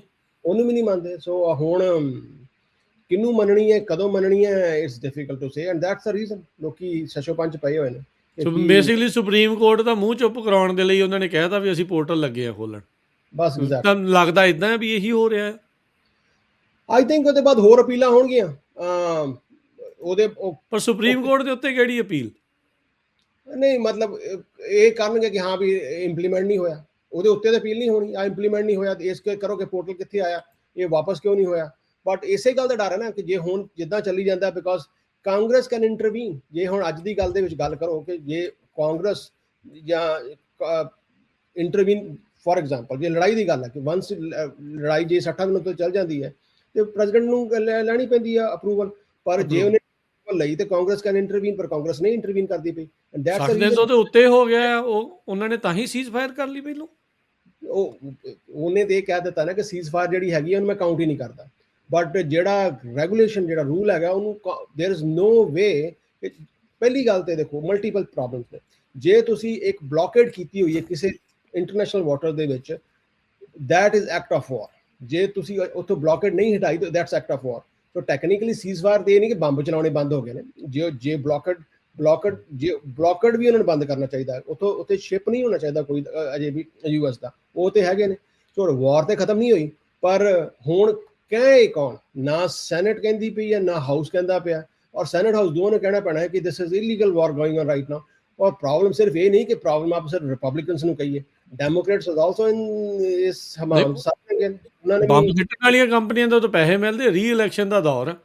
ਐਗਜ਼ੈਕਟਲੀ। ਸੋ ਆਈ ਥਿੰਕ ਕਿ ਆਪਾਂ ਇਹ ਉਮੀਦ ਕਰੀਏ ਕਿ ਇੱਕ ਪਾਰਟੀ ਜਾਂ ਦੂਜੀ ਪਾਰਟੀ ਕਰ ਲੇਗੀ, ਇਹ ਥੋੜਾ ਜਿਹਾ ਇਸ ਹਮਾਮ 'ਚ ਸਾਰੇ ਹੀ ਨੰਗੇ ਆ ਜੀ, ਜਿਹੜੀ ਮੁੱਕਦੀ ਗੱਲ ਇਹ ਆ। ਬਿਲਕੁਲ ਬਿਲਕੁਲ ਐਗਜ਼ੈਕਟਲੀ। ਸੋ ਇਹ ਜਿਹੜੀ ਸਿਚੁਏਸ਼ਨ ਇਹ ਬਣੀ ਪਈ ਆ। ਦੇਖੋ ਆਪਣੇ ਇਹਨਾਂ ਦਾ ਹੈਲਥ ਕੇਅਰ ਵੀ ਫ੍ਰੀ ਆ, ਆਪਣੀ ਇਹਨਾਂ ਦੀ ਤਨਖਾਹ ਵੀ ਪੱਕੀ ਆ, ਉਹ ਵੀ ਨਹੀਂ ਕਦੀ ਜਿਹੜੀ ਇਹਨਾਂ ਦੀ ਰੁਕਣੀ। ਬਾਅਦ 'ਚ ਪੈਨਸ਼ਨ ਵੀ ਇਹਨਾਂ ਸਾਰਿਆਂ ਨੂੰ ਜਿਹੜੀ ਉਹ ਮਿਲਣੀ ਆ। ਇਹਨਾਂ ਨੂੰ ਕੋਈ ਫਰਕ ਨਹੀਂ ਜਿਹੜਾ ਪੈਣਾ। ਆਮ ਲੋਕਾਂ ਦਾ ਧੂੰਆਂ ਨਿਕਲਣਾ, ਉਹਨਾਂ ਨੂੰ ਜਿੱਦਾਂ ਆਟੇ ਦੇ ਨਾਲ ਘੁਣ ਪਿਸਣ ਵਾਲੀ ਗੱਲ ਆ। ਇਹ ਤਾਂ ਮਤਲਬ ਮੰਦਾ ਹੀ ਹਾਲ ਆ। ਹੁਣ ਆਟੇ ਆਪਾਂ ਆ ਤੇ ਘੋਣੇ ਆ, ਪਰ ਇਹ ਨਹੀਂ ਪਿਸਦੇ, ਇਹ ਵੱਖਰੇ ਨਿਕਲ ਜਾਂਦੇ ਆ। ਐਗਜ਼ੈਕਟਲੀ। ਪਰ ਇਹਨਾਂ ਨੇ ਵੀ ਕੰਮ ਲੱਭ ਲਿਆ, ਜਿੱਦਾਂ ਇੰਡੀਆ ਦੇ ਵਿੱਚ ਪਹਿਲਾਂ ਪਾਰਟੀ ਨੇ ਮੋਦੀ ਨੇ ਸ਼ੁਰੂ ਕਰ ਦਿੱਤਾ ਕਿ ਹਿੰਦੂ ਐਂਡ ਨਾਨ ਹਿੰਦੂ ਨਾਲ ਲੜਾਈ ਕਰਾ ਦੋ, ਕਿ ਹਿੰਦੂਜ਼ ਮੇਨ ਪਲੇਅਰ ਆ, ਕਿ ਹਿੰਦੂ ਵਾਸਤੇ ਸਭ ਕੁਝ ਹੋ ਰਿਹਾ, ਮੈਜੋਰਟੀ ਵਰਸਸ ਮਾਈਨੋਰਟੀ ਵਾਲਾ ਕੰਮ ਕਰਤਾ। ਐਗਜ਼ੈਕਟਲੀ। ਔਰ ਇੱਥੇ ਆਪਾਂ ਡੈਮੋਕ੍ਰੇਟਸ ਵਰਸਸ ਰਿਪਬਲਿਕਨ ਇਸ ਚੱਕਰ 'ਚ ਪੈ ਗਏ। ਉਹ ਮੈਜੋਰਿਟੀ ਆਪੇ ਦੇ ਵਿੱਚ ਲੋਅਰ ਲੈਵਲ ਤੇ ਆਮ ਆਦਮੀ ਇਸੇ ਗੱਲ ਤੇ ਲੜੀ ਜਾਂਦਾ ਕਿ ਪ੍ਰੈਜ਼ੀਡੈਂਟ ਟਰੰਪ ਠੀਕ ਹੈ, ਪ੍ਰੈਜ਼ੀਡੈਂਟ ਟਰੰਪ ਗਲਤ ਹੈ। ਆਪਣੇ ਜਿਹੜੇ ਇਸ਼ੂਜ਼ ਨੇ ਉਹਨਾਂ ਨੂੰ ਅਸੀਂ ਇਗਨੋਰ ਕਰਦੇ ਪਏ ਹਾਂ, ਚਾਹੇ ਡੈਮੋਕ੍ਰੇਟਸ ਨੇ ਚਾਹੇ ਰਿਪਬਲਿਕਨਸ ਨੇ। ਸਾਡਾ ਸਾਰਾ ਜ਼ੋਰ ਇਸੇ ਲੱਗਿਆ ਕਿ ਐਡਮਿਨਿਸਟ੍ਰੇਸ਼ਨ ਨੇ ਕੀ ਗਲਤ ਕੀਤਾ। ਜੇ ਤੁਸੀਂ ਅਨਐਮਪਲੋਇਮੈਂਟ ਦੀ ਗੱਲ ਕਰ ਰਹੇ ਹੋ, 4.5% ਤੇ ਪਹੁੰਚ ਗਈ ਹੈ, ਇਨਫਲੇਸ਼ਨ ਵੱਧ ਗਈ, ਉਹਦੀ ਕੋਈ ਗੱਲ ਹੀ ਨਹੀਂ ਕਰਦਾ ਪਿਆ। Because every day there is something new, ਨਵਾਂ ਮਸਾਲਾ ਮਿਲ ਜਾਂਦਾ ਲੋਕਾਂ ਨੂੰ ਡਿਸਕਸ ਕਰਨ ਵਾਸਤੇ। ਤੇ ਪ੍ਰੈਜ਼ੀਡੈਂਟ ਟਰੰਪ ਇਸ ਗੱਲੋਂ ਬਹੁਤ ਸਮਾਰਟ ਹੈ, ਉਹਨੂੰ ਪਤਾ ਕਿ ਹਾਂ ਵੀ ਮੈਂ ਰੋਜ਼ ਨਵਾਂ ਕੋਈ ਐਸਾ ਕੋਈ ਸੂਫਾ ਛੱਡਦਾ ਜਿਹਦੇ ਨਾਲ ਲੋਕਾਂ ਨੂੰ ਬਸ ਧਿਆਨ ਭਟਕਦਾ ਰਹੇ, ਨਿੱਕੇ ਨਿੱਕੇ ਗੱਲਾਂ 'ਚ ਪੈਂਦੇ ਰਹਿਣ, ਤੇ ਓਵਰਆਲ ਜਿਹੜਾ ਚੀਜ਼ਾਂ ਜਿਹੜੀਆਂ ਇਹਨਾਂ ਦਾ ਨੁਕਸਾਨ ਸਾਨੂੰ ਆਮ ਲੋਕਾਂ ਨੂੰ ਹੁੰਦਾ। ਔਰ ਜੇ ਆਪਾਂ ਦੇਖੀਏ ਤੇ ਕੰਸਿਸਟੈਂਟਲੀ ਹਰ ਚੀਜ਼ਾਂ ਖਰਾਬ ਹੁੰਦੀਆਂ ਪਈਆਂ ਨੇ ਪਿਛਲੇ ਕੁਝ ਸਾਲਾਂ ਤੋਂ। ਔਰ ਜੇ ਆਪਾਂ ਪ੍ਰੈਜ਼ੀਡੈਂਟ ਬਾਈਡਨ ਦੀ ਗੱਲ ਤੇ ਕਰੀਏ, ਜਿਹੜਾ ਅੱਜ ਰੌਲਾ ਪਾਉਂਦੇ ਪਏ ਨੇ ਤੇਲ ਦੇ ਉੱਤੇ 4.5 ਤੇ ਪਹੁੰਚ ਗਿਆ ਥਰੂ ਨੇਸ਼ਨ ਵਾਈਡ, ਉਦੋਂ ਇਹ 3.5 ਨੂੰ ਕਹਿੰਦੇ ਪਏ ਹਨ ਰਿਪਬਲਿਕਨਸ ਕਿ ਹਾਂ ਵੀ ਬਹੁਤ ਮਾੜਾ ਜੀ, ਇਕਨੋਮੀ ਨੇ ਕੰਮ ਖਰਾਬ ਕਰ ਦਿੱਤਾ। ਅੱਜ ਉਹ ਵੀ ਨਹੀਂ ਗੱਲ ਕਰਦੇ। ਹਾਂਜੀ, ਡੈਟ ਨੂੰ ਲੈ ਕੇ ਵੀ ਇਦਾਂ ਹੀ ਕਰਦੇ ਆ। ਲਾਈਕ ਜਿਹੜਾ ਇਹਨਾਂ ਦਾ ਰੌਲਾ ਆ ਉਹ ਦੇਖ ਕੇ ਹੀ ਹੁੰਦਾ ਆ। ਦੋਨੋਂ ਪਾਰਟੀਆਂ ਇਦਾਂ ਹੀ ਕਰਦੀਆਂ। ਇਹ ਜਿੱਦਾਂ ਕਿਹਾ ਵੀ ਜਦੋਂ ਜਿਹੜਾ ਵੀ ਵਿਰੋਧੀ ਹੁੰਦਾ ਆ, ਜਦੋਂ ਇਹਨਾਂ ਦਾ ਆਪਣੇ ਹੁੰਦੇ ਉਦੋਂ ਸਭ ਕੁਝ ਠੀਕ ਹੁੰਦਾ ਆ, ਜਦੋਂ ਵਿਰੋਧ 'ਚ ਆ ਜਾਂਦੇ ਉਦੋਂ ਕਹਿੰਦੇ ਵੀ ਸਭ ਕੁਛ ਇਹ ਗਲਤ ਹੁੰਦਾ ਆ। ਅਸਲ ਦੇ ਵਿੱਚ ਕਹਿਣਾ ਹੀ ਸੌਖਾ ਹੈ ਅਮਰੀਕਾ ਫਸਟ, ਪਰ ਅਮਰੀਕਾ ਫਸਟ ਨੂੰ ਲੈ ਕੇ ਚੱਲ ਕੋਈ ਨਹੀਂ ਰਿਹਾ ਹੁੰਦਾ। ਉਹ ਆਪਣੀ ਜੇਬ ਫਸਟ ਕਰਕੇ ਜਿਹੜਾ ਸਾਰੇ ਜਣੇ ਚੱਲ ਰਹੇ ਆ, ਇਹ ਸਿਚੁਏਸ਼ਨ ਬਣੀ ਪਈ ਹੈ। ਬਿਲਕੁਲ ਬਿਲਕੁਲ। ਜਿਨ੍ਹਾਂ ਨੂੰ ਵੀ ਦੇਖੋ, ਜਿਨ੍ਹਾਂ ਨੂੰ ਵੀ ਇਸ ਟਾਈਮ ਜਿਹੜਾ ਵੀ ਲੌਬੀਇਸ ਪੇ ਕਰਦਾ ਸਿਸਟਮ ਨੂੰ, ਇਹ ਤਾਂ ਯੂਐਸ ਦੇ ਵਿੱਚ ਇੱਕ ਐਸੀ ਕੰਟਰੀ ਕਿ ਜਿੱਥੇ ਜਿਹੜੀ ਲੌਬੀਇਸ ਕ੍ਰੀਏਟ ਕਰਕੇ ਤੇ ਕਰਪਸ਼ਨ ਵੀ ਇੱਕ ਤਰੀਕੇ ਨਾਲ ਲੀਗਲ ਕੀਤੀ ਹੋਈ ਹੈ। ਸੋ ਸਿਸਟਮ ਜਿੰਨੇ ਜ਼ਿਆਦਾ ਪੈਸੇ ਉਹਨੇ ਜ਼ਿਆਦਾ ਕੰਮ ਕਰਾ ਲਓ, ਮੁੱਖ ਉਹਨੇ ਦੀ ਜ਼ਿਆਦਾ ਗੱਲ ਕੰਮ ਇਹ ਆ। ਕਰਾਉਣਾ, ਸਿੱਧੇ ਪੈਸੇ ਦਿਓ ਤੇ ਕੰਮ ਤਾਂ ਕਰਾਓ ਆਪਣੇ। ਤਾਂ ਹੀ ਸੁਪਰ ਪੈਕ ਤੇ ਤਾਂ ਹੀ ਜਿਹੜਾ ਕਾਰਪੋਰੇਸ਼ਨ ਮਨੀ ਨੂੰ ਹਮੇਸ਼ਾ ਰੌਲਾ ਪੈਂਦਾ ਰਹਿੰਦਾ ਆ ਇਲੈਕਸ਼ਨ ਦੇ ਦੌਰਾਨ। ਅੱਛਾ, ਹੁਣ ਐਗਜ਼ੈਕਟ। ਸਪਿਰਿਟ ਏਅਰਲਾਈਨਸ ਦੇ ਘਰ ਜਿਹੜੀ ਬੰਦ ਹੋਈ ਆ, $500 ਮਿਲੀਅਨ ਇਹ ਕਹਿੰਦੇ ਸੀਗੇ ਵੀ ਦੇਣਾ ਆ, ਪਰ ਜਿਹੜੇ ਬੌਂਡ ਹੋਲਡਰ ਸੀਗੇ ਉਹ ਕਹਿੰਦੇ ਵੀ ਅਸੀਂ ਨਹੀਂ ਜਿਹੜਾ ਉਹ ਲੈਣਾ, ਹੁਣ ਉਹ ਲਿਕੁਇਡੇਟ ਕਰਨ ਲੱਗੇ ਆ। ਅਕਸਰ ਸਪਿਰਿਟ ਏਅਰਲਾਈਨਸ ਨੂੰ ਦੇਖਿਆ ਜਾਂਦਾ ਸੀਗਾ ਵੀ ਜਿਹੜੇ ਲੋਅਰ ਮਿਡਲ ਕਲਾਸ ਜਾਂ ਮਿਡਲ ਕਲਾਸ ਵਾਲੇ ਲੋਕ ਆ, ਉਹਨਾਂ ਦੀ ਇੱਕ ਏਅਰਲਾਈਨ ਦੇ ਤੌਰ ਦੇ ਉੱਤੇ ਦੇਖਿਆ ਜਾਂਦਾ ਸੀ। 17-18 ਹਜ਼ਾਰ ਲੋਕ ਜਿਹੜੇ ਉਹ ਸਿੱਧੇ ਨੌਕਰੀ ਤੋਂ ਬਾਹਰ ਹੋ ਗਏ ਆ ਇਹ ਸਾਰੀਆਂ ਚੀਜ਼ਾਂ ਦੇ ਵਿੱਚ। ਸੋ ਇਹ ਸਿਚੁਏਸ਼ਨ ਕੀ ਦੱਸਦੀ ਆ? Is this just one of situation ਇੱਕ ਵੱਡੀ ਕੰਪਨੀ ਦੀ, ਜਾਂ ਇਹ ਕੁਝ ਹੋਰ ਵੀ ਆਪਾਂ ਨੂੰ ਇਸ਼ਾਰਾ ਕਰ ਰਹੀ ਹੈ? ਨਹੀਂ, ਲਾਈਕ ਐਗਜ਼ੈਕਟਲੀ ਜਿੱਦਾਂ ਤੁਸੀਂ ਕਿਹਾ ਰਾਜਕਰਨ, ਕਿ ਇੱਕ ਡੈਫੀਨਿਟਲੀ ਇੱਕ ਬੜਾ ਵੱਡਾ ਸਹਾਰਾ ਹੀ ਇਹ ਜਿਹੜੀਆਂ ਇਕੋਨਮੀ ਏਅਰਲਾਈਨਾਂ ਹਨ, ਚਾਹੇ ਇਹ ਸਪਿਰਿਟ ਹੋਏ ਜਾਂ ਆਪਣੀ ਫਰੰਟੀਅਰ ਏਅਰਲਾਈਨ ਹੀ। ਔਰ ਓਵਰਆਲ ਜਿਹੜੀਆਂ ਵੱਡੀਆਂ ਏਅਰਲਾਈਨਸ ਨੇ, ਡੈਫੀਨਿਟਲੀ ਉਹਨਾਂ ਨੂੰ ਪ੍ਰਾਈਸ ਗੌਜਿੰਗ ਦਾ ਜ਼ਿਆਦਾ benefit, they will take advantage of down the road. Of course ਇਹ ਸਿਚੁਏਸ਼ਨ ਖਰਾਬ ਹੈ, ਜੈਟ ਫਿਊਲ ਮਹਿੰਗਾ, ਔਰ ਸਾਰੇ ਪਾਸੇ ਉਹਨਾਂ ਨੂੰ ਇੰਪੈਕਟ ਪੈਂਦਾ ਪਿਆ। ਪਰ ਛੋਟੀਆਂ ਏਅਰਲਾਈਨ ਖਤਮ ਹੋਣ ਨਾਲ, ਜਿਹੜੀਆਂ ਖਾਸ ਕਰਕੇ ਇਕੋਨਮਿਕ ਏਅਰ ਖਤਮ ਹੋਣ ਨਾਲ ਜਿਹੜੀਆਂ ਵੱਡੀਆਂ ਨੇ ਏਅਰਲਾਈਨਸ, ਉਹਨਾਂ ਨੂੰ ਬੈਨੀਫਿਟ ਹੋਏਗਾ। ਪਰ ਓਵਰਆਲ ਮੈਂ ਅੱਗੇ ਕਿਸੇ ਆਪਣੇ ਫਰੈਂਡ ਨਾਲ ਹੀ ਗੱਲ ਕਰਦਾ ਪਿਆ, ਤੇ ਉਹ ਕਹਿੰਦਾ ਜੀ ਇਹ ਤਾਂ ਬੜੀ ਮਾੜੀ ਏਅਰਲਾਈਨ ਹੀ, ਕੋਈ ਗੱਲ ਨਹੀਂ ਜੀ, ਕੀ ਫਰਕ ਪੈਂਦਾ। ਸੋ ਲਾਈਕ ਜਿੱਦਾਂ ਤੁਸੀਂ ਕਿਹਾ, ਫਰਕ ਤਾਂ ਇੱਕ ਵੱਡੇ ਪਾਪੂਲੇਸ਼ਨ ਨੂੰ ਪੈਂਦਾ। ਜੇ ਨਾ ਸਿਰਫ $500 ਬਿਲੀਅਨ ਮੰਗਿਆ ਸੀ, ਤੇ ਉੱਥੇ ਮੋਰ ਦੈਨ $1 ਬਿਲੀਅਨ ਅ ਡੇ ਖਤਮ ਹੁੰਦਾ ਪਿਆ, ਔਰ ਇੱਥੇ 18,000 ਜੌਬ ਪਲੱਸ ਜਿਹੜਾ ਓਵਰਆਲ ਇੰਪੈਕਟ, ਫਿਜ਼ੀਕਲ ਇੰਪੈਕਟ ਪੈਣਾ। ਜੇ ਅੱਜ ਦੀ ਗੱਲ ਕਰੀਏ, ਵਾਰ ਤੋਂ ਬਾਅਦ ਇੱਕ ਹਾਊਸ ਹੋਲਡ ਦੇ ਉੱਤੇ, ਐਵਰੀ ਸਿੰਗਲ ਹਾਊਸ ਹੋਲਡ ਦੇ ਉੱਤੇ ਤਕਰੀਬਨ $5,000 ਦਾ ਐਕਸਟਰਾ ਖਰਚਾ ਵੱਧ ਗਿਆ। ਹੁਣ ਕਰਜ਼ਾ ਵੱਧ ਗਿਆ। ਐਗਜ਼ੈਕਟਲੀ। ਖਰਚਾ ਲਾ ਲਓ, ਕਰਜ਼ਾ ਜਿਹੜਾ ਹਰ ਸਾਲ ਜਿਹੜੀ ਉਹਨਾਂ ਨੂੰ ਪੈਸੇ ਸਪੈਂਡ ਕਰਨੇ ਪੈਣੇ ਨੇ। ਹੁਣ ਜਿਹੜਾ ਬੰਦਾ ਅਫੋਰਡ ਕਰ ਸਕਦਾ, ਚਲੋ ਉਹਨਾਂ ਕੋਲ ਹੈਗੇ ਪੈਸੇ, ਉਹਨੂੰ ਸਪੈਂਡ ਕਰ ਲੈਣਾ, ਪਰ ਜਦੋਂ ਨਹੀਂ ਹੈਗਾ ਤੇ ਉਹਦਾ ਕਰਜ਼ਾ ਵੱਧ ਜਾਣਾ। ਸੋ ਹਰ ਹਾਊਸ ਹੋਲਡ ਦੇ ਤਕਰੀਬਨ 5,000 ਦਾ ਖਰਚਾ ਵੱਧ ਗਿਆ। ਆਹ ਜਿਹੜੀ ਚੀਜ਼ਾਂ ਨੇ, ਨਿੱਕੀਆਂ ਨਿੱਕੀਆਂ ਚੀਜ਼ਾਂ, ਇਹ ਫਿਰ ਐਡ ਅਪ ਹੋਣੀਆਂ। ਸੋ ਇਹ ਟੋਟਲ, ਔਰ ਇਹ ਜਦੋਂ ਹੁਣ ਤੁਸੀਂ ਗੱਲ ਵੀ ਕਰੋ ਜਾਂ ਇਹਨਾਂ ਨੂੰ ਪੁੱਛੋ ਵੀ, ਕੰਗਰੈਸ਼ਨਲ ਹੀਅਰਿੰਗ 'ਚ ਪੁੱਛਿਆ ਵੀ ਉਹਨਾਂ ਨੇ ਇਹਨੂੰ, ਆਪਣੇ ਸੈਕਟਰੀ ਆਫ ਵਾਰ ਨੂੰ, ਪੀਟ ਹੈਕਸਨ ਨੂੰ, ਕਿ ਓਵਰਆਲ ਜਿਹੜਾ ਲੋਕਾਂ ਦੇ ਇੰਪੈਕਟ ਕਿੰਨਾ ਪਿਆ। So they are not answering that question, because they know ਕਿ ਇਹ ਤਾਂ ਅਜੇ ਵੀ ਓਵਰਆਲ ਜਿਹੜਾ ਹੈ, ਇਹ ਐਸਟੀਮੇਟ ਹੈ ਕਿ ਜਿਹੜਾ ਆਲਮੋਸਟ $5,000 ਪਰ ਖਰਚਾ ਵਧਿਆ। ਵੀ ਡੋਂਟ ਨੋ ਅੱਜ ਤੋਂ 4 ਸਾਲ ਬਾਅਦ ਜਾਂ 5 ਸਾਲ ਬਾਅਦ ਜਦੋਂ ਪੂਰੀ ਐਡਮਿਨਿਸਟ੍ਰੇਸ਼ਨ ਚਲੀ ਜਾਣੀ ਹੈ, ਇਹ ਸਾਰਿਆਂ ਦਾ ਰਿਪਲ ਇਫੈਕਟ ਸਾਰਾ ਕੰਬਾਈਨ, ਜਿਹਦੇ ਵਿੱਚ higher energy prices, higher grocery prices, gas prices, ਹੁਣ airline ticket, everything going to be expensive. ਇਹ ਨਹੀਂ ਪਤਾ ਕਿ ਹਰ ਬੰਦੇ ਨੂੰ ਮਹੀਨੇ ਦਾ, ਜੇ ਆਪਾਂ 5,000 ਲਈਏ ਤਾਂ ਮੋਟਾ ਹਿਸਾਬ ਲਈ ਤਕਰੀਬਨ 450, 450 ਹਰ ਮਹੀਨੇ ਦੀ ਜਿਹੜੀ ਤੁਹਾਡੀ ਵੱਧ ਗਈ ਹੈ ਖਰਚਾ। ਤੇ ਇਹ ਪਤਾ ਨਹੀਂ ਸਾਨੂੰ ਮਹੀਨੇ ਦਾ $400 ਖਰਚਾ ਵਧਿਆ ਕਿ ਮਹੀਨੇ ਦਾ $1,000 ਖਰਚਾ ਵਧਿਆ। ਸੋ ਓਵਰਆਲ ਚੀਜ਼ਾਂ ਜਿਹੜੀਆਂ ਨੇ, ਸੋ ਜੇ ਮਹਿੰਗਾਈ ਕਹਿੰਦੇ ਆਪਾਂ ਕਹਿੰਦੇ ਮਹਿੰਗਾਈ ਵੱਧ ਗਈ, ਫੇਰ ਕੀ ਹੋ ਗਿਆ? ਮਹਿੰਗਾਈ ਵਧੀਆ ਨਹੀਂ ਹੁੰਦਾ ਕਿ ਜੇ ਮੇਰੇ ਕੋਲ ਅੱਜ $50,000 ਨਾ, I can go that for within $50,000 ਨਾ, ਮੈਂ ਮਾਈ ਕੰਜ਼ਮ, ਈਵਨ ਤੋਂ ਮੇਰੇ ਕੋਲ ਪੈਸੇ ਜ਼ਿਆਦਾ ਵੀ ਹੈਗੇ ਨੇ, ਪਰ ਮੇਰੀ ਦੈਟ ਡਜ਼ਨਟ ਬਾਈ, ਉਹਦੀ ਵੈਲਿਊ ਘਟ ਜਾਂਦੀ ਹੈ ਨਾ, ਡਾਲਰ ਦੀ ਵੈਲਿਊ ਘਟ ਜਾਂਦੀ ਹੈ। ਉਹ ਆਪਾਂ ਚੀਜ਼ ਸਮਝਦੇ ਨਹੀਂ, ਲੱਗਦਾ ਕਿ ਸਾਡਾ ਪੈਸੇ ਜ਼ਿਆਦਾ ਬਣਾ ਰਹੇ ਆ। ਇਹੀ ਗੱਲ ਹੋਈ ਆਪਣੇ ਕਮਿਊਨਿਟੀ ਦੇ ਵਿੱਚ, ਜਦੋਂ ਖਾਸ ਕਰਕੇ ਟਰੱਕਿੰਗ ਕਮਿਊਨਿਟੀ ਦੇ ਵਿੱਚ ਅਸੀਂ ਬਹੁਤ ਪੈਸੇ ਬਣਾਏ ਜਦੋਂ ਪੈਂਡੈਮਿਕ ਹੈਗੀ, ਪਰ ਉਦੋਂ ਇਨਫਲੇਸ਼ਨ ਵੀ ਇੰਨੀ ਜ਼ਿਆਦਾ ਆਈ। ਸੋ ਸਾਨੂੰ ਫੀਲ ਨਹੀਂ ਹੋਇਆ, ਪਰ ਬਾਕੀ ਕਮਿਊਨਿਟੀ ਨੂੰ ਫੀਲ ਹੋਇਆ। ਹੁਣ ਸਾਡੇ ਤੇ ਵੀ ਕਮਿਊਨਿਟੀ ਫੀਲ ਹੋਈ ਹੈ। So technically what we need to look at overall economy and overall, that's why ਇਹ ਸਾਰੇ ਵਾਸਤੇ ਇੰਪੋਰਟੈਂਟ ਹੈ। ਚਾਹੇ ਮੇਰੇ ਕੋਲ ਅੱਜ ਪੈਸੇ ਹੈਗੇ, ਅੱਜ ਹੈਗੇ, ਜੇ ਓਵਰਆਲ ਇਨਫਲੇਸ਼ਨ ਵੱਧ ਜਾਂਦੀ ਹੈ, ਕੱਲ ਨੂੰ ਮੇਰੀ ਸਿਚੁਏਸ਼ਨ ਜੇ ਸਟਰੋਂਗ ਨਹੀਂ ਹੈਗੀ, then I will also be paying the price. So economy ਵਾਸਤੇ ਮਹਿੰਗਾਈ ਘੱਟ ਹੋਣਾ ਬਹੁਤ ਜ਼ਰੂਰੀ ਹੈ। ਤਾਂ ਹੀ ਆਪਾਂ ਕਈ ਵਾਰ ਆਪਾਂ ਕਰਦੇ ਹੁੰਦੇ, ਔਰ ਇਹਦਾ ਹੋਰ ਵੱਡਾ ਮੇਜਰ ਹੈ, ਤੁਸੀਂ ਦੇਖ ਲਓ ਜਿੰਨਾ ਇੰਟਰਸਟਡ ਦੇਣ ਦੇ ਨੇ ਅੱਜ 4% ਆਨਲਾਈਨ ਬੈਂਕ, ਇਹ ਤਾਂ ਹੀ ਅਫੋਰਡ ਕਰਦੇ ਪਏ ਕਿ ਮਹਿੰਗਾਈ ਨਹੀਂ ਜ਼ਿਆਦਾ ਹੈਗੀ। ਜੀ ਜੀ ਬਿਲਕੁਲ। ਤੇ ਬਹੁਤ ਬਹੁਤ ਧੰਨਵਾਦ ਨਿਰਮਲਮਾਨ ਜੀ। ਸੋ ਅੱਜ ਦੀ ਜਿਹੜੀ US ਦੀ ਇਕੋਨਮੀ ਨੂੰ ਲੈ ਕੇ ਤੁਸੀਂ ਇਹ ਜਿਹੜੀਆਂ ਅਹਿਮ ਗੱਲਾਂ ਬਾਤਾਂ ਕੀਤੀਆਂ, ਤਕਰੀਬਨ ਹਰ ਇੱਕ ਖੇਤਰ ਦੇ ਉੱਤੇ ਤੁਸੀਂ ਜਿਹੜੀ ਉਹ ਨਜ਼ਰ ਮਾਰੀ। ਜਾਂਦੇ ਜਾਂਦੇ if you want to say anything, ਜੇ ਸਮਰਾਈਜ਼ ਕਰਨਾ ਹੋਵੇ ਵੀ ਕੀ ਜਿਹੜੀ ਇਸ ਚੀਜ਼ ਦੇ ਵਿੱਚ ਹੈਗੀ ਆ, ਸੋ ਜਾਂ ਕਿੱਧਰਲੇ ਪਾਸੇ ਨੂੰ ਆ, or any tip you want to share?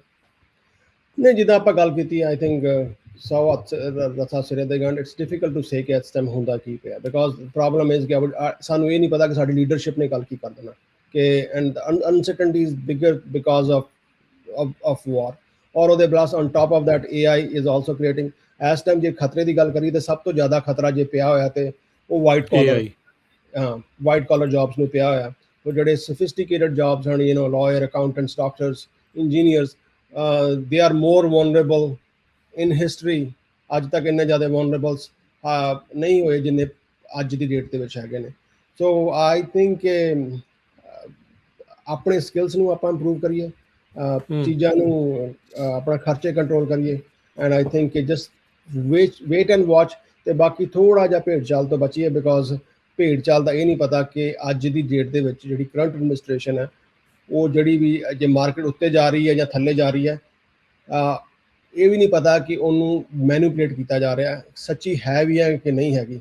So we need to be very careful with all our investments, all the way from crypto, stocks to real estate. ਇਸ ਵਿੱਚ ਤੁਸੀਂ ਥੋੜਾ ਜਿਹਾ ਕੇਅਰਫੁਲ ਰਹਿਣ ਦਾ ਟਾਈਮ ਹੈ, because times are very uncertain and nobody knows ਕਿ ਆਪਾਂ ਇਸ ਟਾਈਮ ਬਣਨਾ ਕੀ ਹੈ। ਜੀ ਤੇ ਬਿਲਕੁਲ ਧੰਨਵਾਦ ਇਮਰਾਨ ਜੀ, ਬੜੀ ਮਿਹਰਬਾਨੀ। ਮਿਲਦੇ ਹਾਂ ਜੀ ਫਿਰ ਆਪਾਂ ਅਗਲੀ ਵਾਰੀ, ਅਗਲੇ ਅੰਕ ਦੇ ਵਿੱਚ, ਅਗਲੇ ਐਪੀਸੋਡ ਦੇ ਵਿੱਚ ਮਾਰਕੀਟ ਪਲਸ ਦੇ। ਉਦੋਂ ਤੱਕ ਲਈ ਧੰਨਵਾਦ, ਸਤਿ ਸ਼੍ਰੀ ਅਕਾਲ।